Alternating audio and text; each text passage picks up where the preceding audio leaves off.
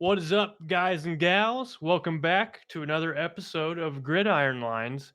And check out this sweet intro that Ryan made for me.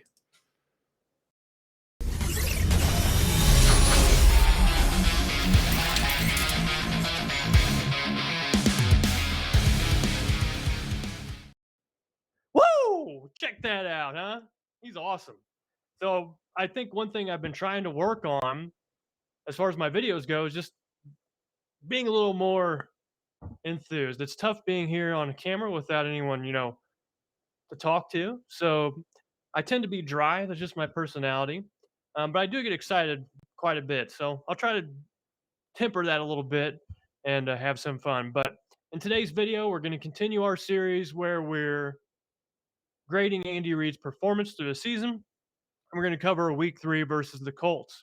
But before we go any further, let's talk about the fan shout out. So this week's shout out goes to Philip Sherman.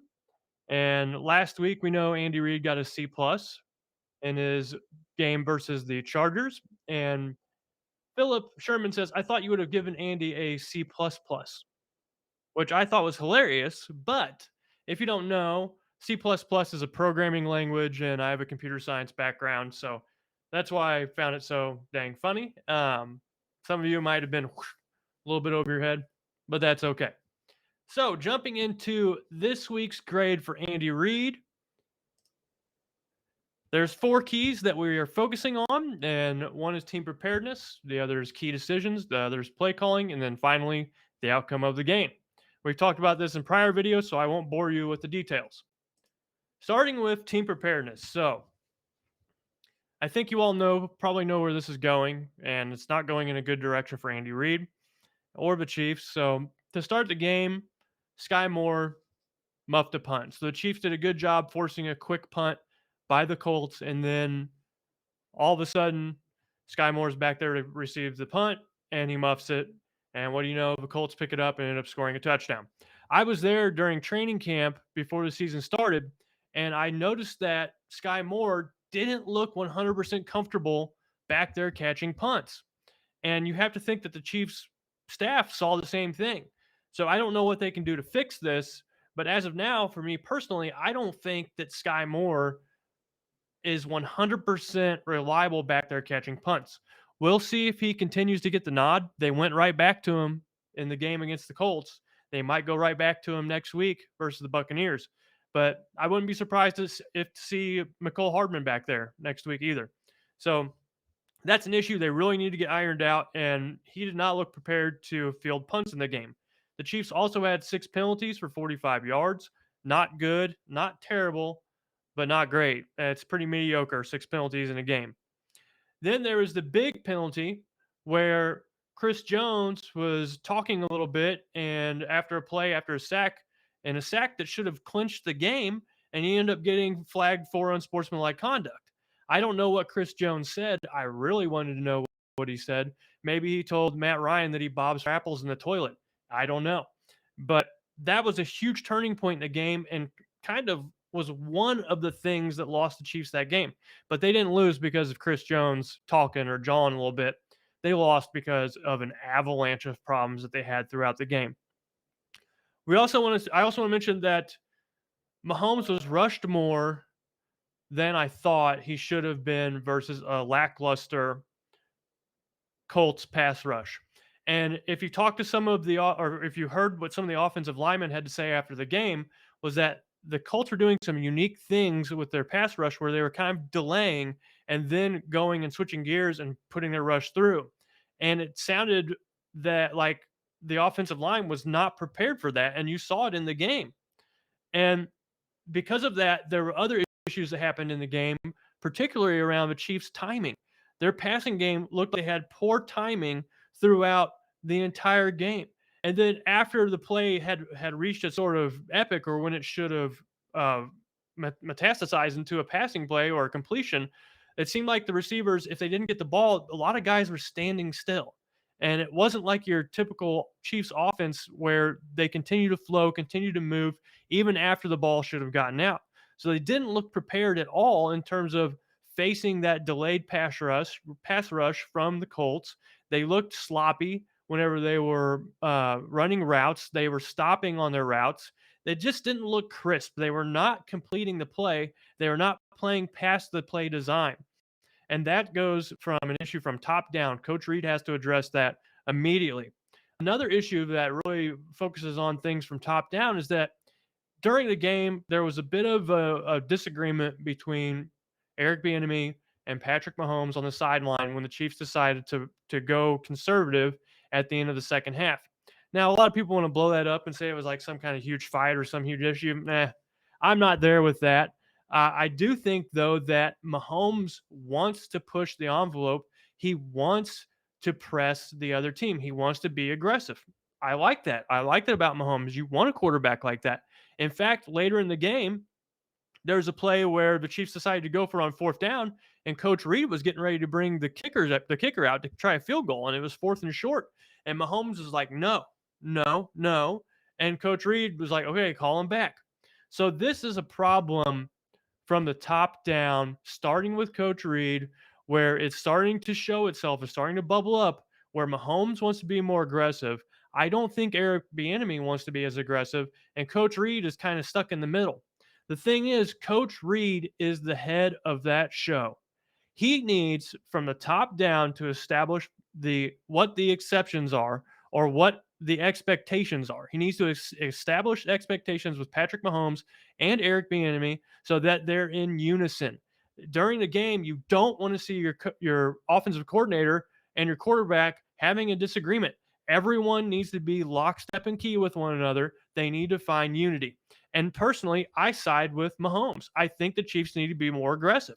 I think they need to go for it more often on fourth down. I think they need to push the envelope, especially in a game that's close like it was versus the Colts.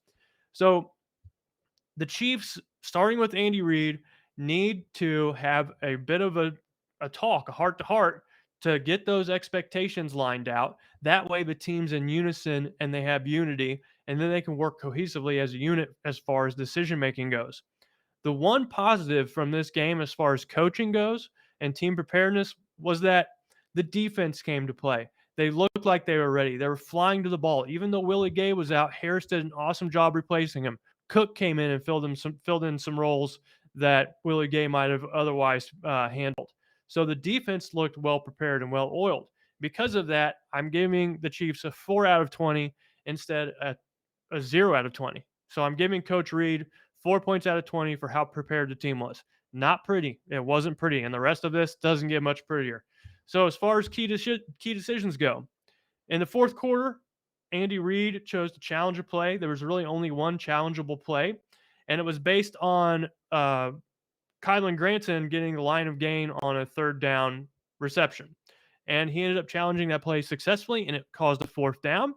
And Nick Bolton made an amazing play to stop Jonathan Taylor and stop them from getting that fourth down. So that was a good job by Reed challenging that play, and it ended up turning out in the Chiefs' favor.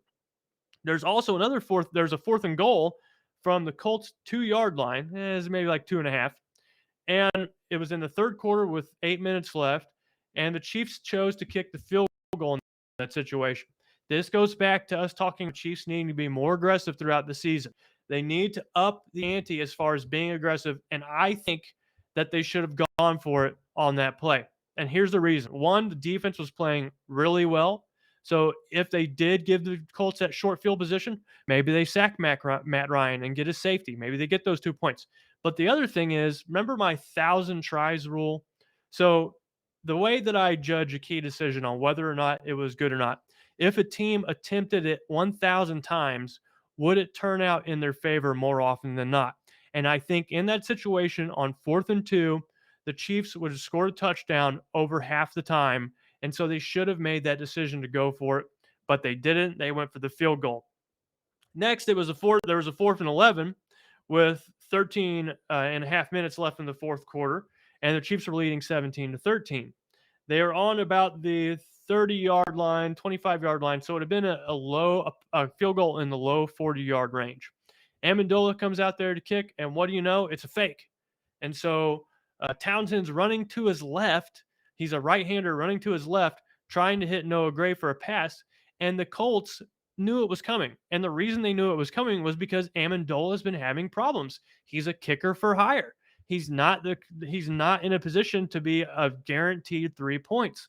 And so you ask yourself that 1,000 play rule, do I think that if the Chiefs tried it 1,000 times that they'd complete that play over half the time with Townsend going for the fake on 4th and 11? They needed 11 yards and they were throwing it to Noah Gray, who I like Noah Gray, but he's not going to outrun a bunch of defenders, especially smaller defensive backs like what were guarding him. And so that play failed. So I think that was a terrible decision. And going back to the 1,000 try rule, I think that even though Amendola has had his problems, he makes that kick 501 times out of 1,000. So I think the smarter play there would have been to try to kick the field goal on 4th and 11 instead of being cute and going for the fake. Next was the clock mismanagement. I really want to talk about this. And this is the one part of the game that just probably bothered me more than anything else. So it was at the end of the 4th down. The Colts were pushing the ball. They just completed a deep pass, well, a medium pass, an intermediate pass, and they had the ball on the Chiefs' 12-yard line with about a minute left. The Chiefs and Andy Reid chose to let the clock run down to 30 seconds before the Colts started their next play. They lost 30 seconds and they were on the 12-yard line. At that point in time in the game, the Chiefs were playing for downs. They were trying to stop the touchdown. They weren't playing for the clock. I mean, who in their right mind thinks that it's going to take a minute for the Colts to get 10 yards? That doesn't make any sense to me. So the Chiefs and Andy Reid should have called a timeout after that play when it was 1st and 10 from the 12-yard line, the Kansas City Chiefs 12-yard line, to stop the clock at a minute. And so what do you know happens on the next play? The Colts end up scoring a touchdown, and the Chiefs go down by 3 points, and there's about 24 seconds left in the game. The Chiefs have all their timeouts, but there's only 24 seconds left. There could have been about 55 seconds left, and that's a huge difference when all you need is at least a field goal try. So the Chiefs ended up driving the ball after they got it back off the kickoff, and they had 2 timeouts by the time the game was over left. And Coach Reid has said this himself. You can't take the timeouts home with you. So I want him to follow his same words and call the timeout there. And this is not the first time we've seen this where a team is moving the ball and they're down near the goal line and they're playing for downs, not time, and Andy Reid still doesn't call the timeout. Sometimes I think he values that timeout on the offensive side of the ball too much as opposed to trying to stop the clock so he can give his offense more time. If they need to spike the ball, spike the ball. If they need to throw the ball near the boundary and get out of bounds real quick, do that. But don't let the other team run the clock down until there's only, less than 30 seconds left and it looks like they're in a position to score. And because of all these things, I give Coach Reid a 5 out of 30. The only reason he got the 5 points was because he did make that good challenge and did have a good outcome. The Chiefs were able to stop them on 4th down. Next, I want to talk about play calling. So the Chiefs passed the ball 66% of the time, which, given the defensive nature of the game, I thought was a little bit high, but I also understand because the Chiefs couldn't do anything on the ground against the Colts. They averaged 1.7 yards per carry in that game from players who are not named Patrick Mahomes. So the rushing attack, the running backs got 1.7 yards per carry. Now, that being said, the Colts have an excellent run defense. In fact, before the game that they played the Chiefs in, they were only giving up 2.7 yards per carry, which I think was second best in the NFL.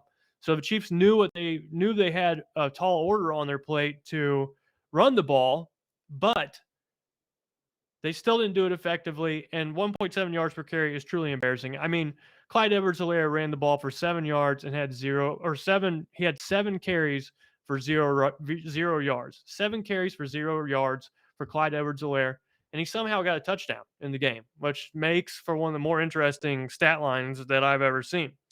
The passing offense did okay. I mean, you might be grumbling and thought they looked terrible, which they did at times, but they averaged 7.5 yards per pass attempt, which is okay. By Mahomes standards, it's not great, but that's okay. It could have been a lot worse. And Another question I had were just the snap counts for some players. McCole Hardman looked a little bit gimpy. He didn't look 100%, but he saw 43 snaps. And then you've got players like Skyy Moore and Jody Fortson who only had 8 snaps apiece. So the Chiefs need to do a better job of using the weapons at their disposal and giving guys like Skyy Moore and Jody Fortson more play to see what they can do. Because I don't think that putting maybe an 85% McCole Hardman out there for 43 snaps was in the Chiefs' best interest during that game.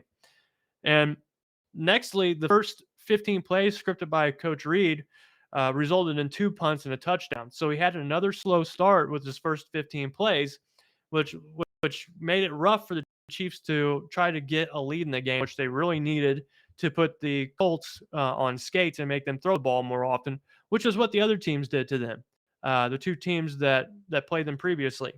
So because of all that, I give Coach Reed a 12 out of 30 on the play calling grade.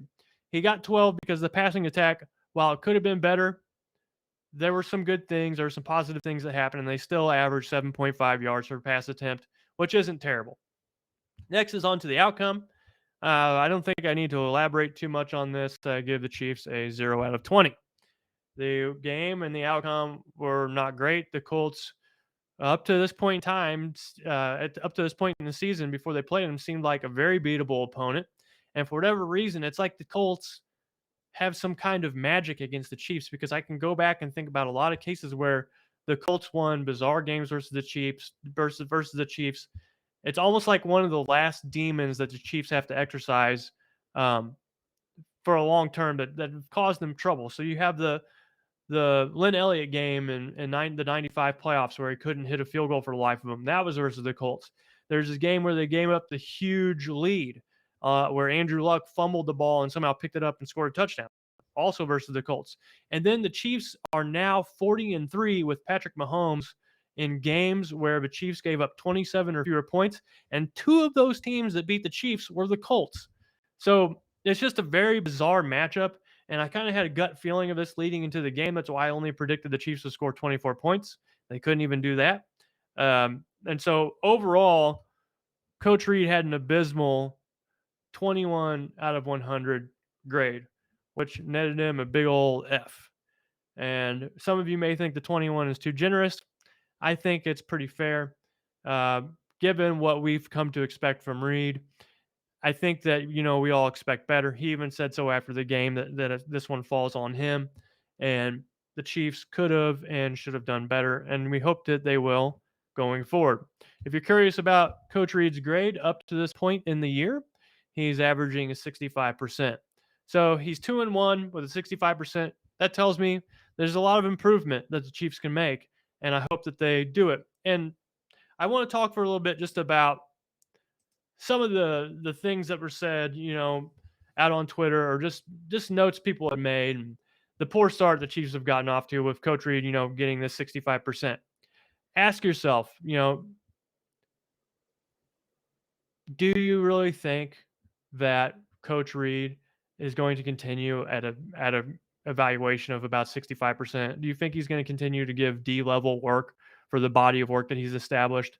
Think back of all the years that you've seen the Chiefs play, all the years that Andy Reid has been coaching, all the years that Mahomes has been a quarterback. The sky is not falling. Every time, every year, it seems there's one or two bad games like this from Coach Reed, and sometimes they spill over into multiple games, but he always figures it out. There's only been one time in his career where Coach Reed didn't figure it out, and that was in 2012 with that Eagles team. That was his last year coaching for Philadelphia. So don't don't think the sky is falling with this one. The Chiefs are a really good team. They just had a bad game. There were many missed opportunities in that game. They messed a lot of things up.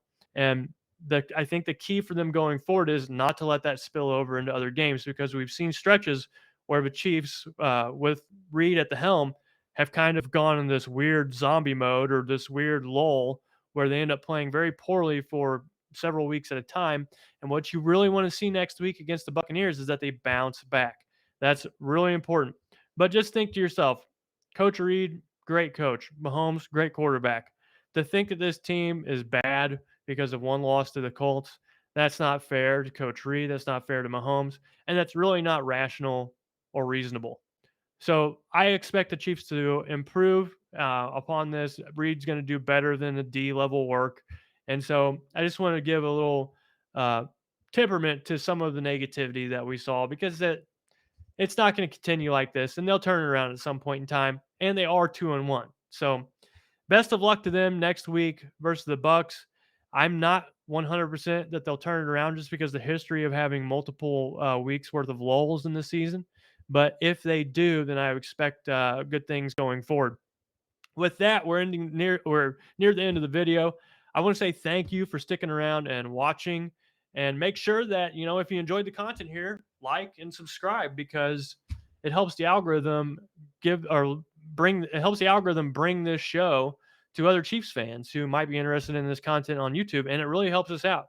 It's helping us reach goals that we have as a group at RGR. So just want to say I appreciate you all the utmost. Like, comment, share, tell your friends, tell your family. With that, this is Gary McKenzie with Gridiron Lines signing out.